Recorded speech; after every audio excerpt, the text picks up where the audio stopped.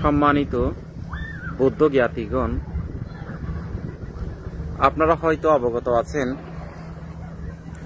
বাংলাদেশে গতকাল এক অনুষ্ঠানে বাংলাদেশের বড়ুয়া বৌদ্ধ সম্প্রদায়ের মধ্যে খুব আলোকিত একজন ব্যক্তি, যাকে নিয়ে বড়ুয়ারা গর্ববোধ করে, অহংকার করে। তিনি সবারই পরিচিত মুখ। তিনি এক অনুষ্ঠানে বৌদ্ধ ভিক্ষুদের নিয়ে যে খারাপ অরুচিপূর্ণ বক্তব্য পেশ করেছেন, তারই প্রেক্ষিতে আমি আমার এই ক্ষুদ্র জ্ঞান দিয়ে কিছু কথা আপনাদের সম্মুখে পেশ করলাম।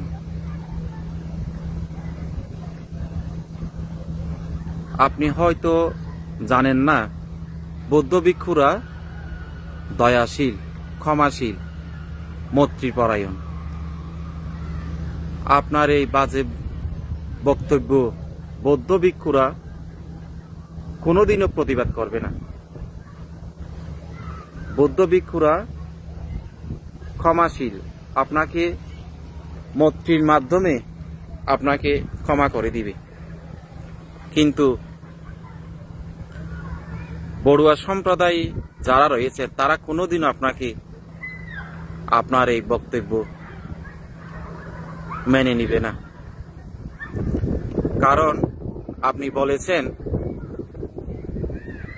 বৌদ্ধ ভিক্ষুরা অনুষ্ঠানে গেলে দক্ষিণা এবং পাথিও নিয়ে তর্কাতর্কি করে। আপনি কি আজও কি কোনোখানে দেখেছেন যে বৌদ্ধ ভিক্ষুরা দক্ষিণা পাথিও নিয়ে তর্কাতর্কি করতে? কোনো বাড়িতে সঙ্গদানে বৌদ্ধ ভিক্ষুরা গেলে তাদেরকে দায়করা যতই টাকা দিবে তা নিয়ে তারা সন্তুষ্ট। অমুক ভিক্ষুকে এত টাকা, এই ভিক্ষুকে এত টাকা দিলে কেন, তা কোনোদিনও প্রতিবাদ করে না। যত টাকাই দিবে তত টাকাই নিয়ে তারা সন্তুষ্ট থাকে।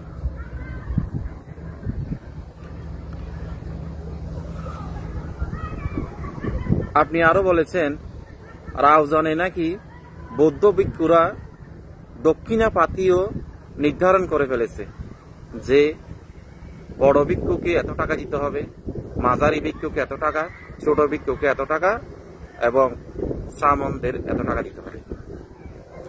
এটা কি আজও কি সত্য নাকি আপনার মন গড়া কথা? রাউজানবাসীরাই ভালো বলতে পারবে যে এটা কি সত্য। রাউজানবাসী, আপনারা সঙ্গদানে কি বৌদ্ধ ভিক্ষুদের নির্ধারিত টাকায় কি দিয়ে থাকেন, নাকি আপনাদের ইচ্ছার যত টাকা আপনাদের ইচ্ছা তত টাকাই দেন? নাকি এমন যে মন্তব্য করেছে যা ভাষায় প্রকাশ করা যায় না ভিক্ষুদের উদ্দেশ্যে তিনি? আমার এই ভিডিওর লিঙ্কের মধ্যে দেওয়া আছে তার এই বক্তব্য।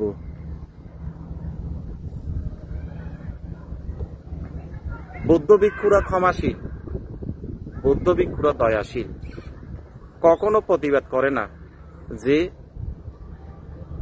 আপনি আমাকে এত টাকা দিলেন কেন, আপনি আমাকে কম দিলেন, ওনাকে বেশি দিলেন, কোনোদিনও প্রতিবাদ করে না। আপনার এই বক্তব্য বড়ুয়ারা কোনোদিনও মেনে নিতে পারে না। ধর্মপ্রাণ বৌদ্ধ নরনারীবৃন্দ,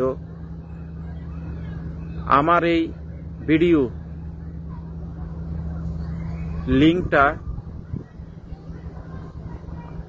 ফেসবুকে দেওয়া আছে। তিনি যে কি কথা বলেছেন নিচে আমার এই ভিডিও লিঙ্কটা দেওয়া আছে, আপনারা শুনতে পারেন। ধন্যবাদ সবাইকে। সবাই আমার এই বক্তব্য সুন্দর দৃষ্টিতে নেবেন।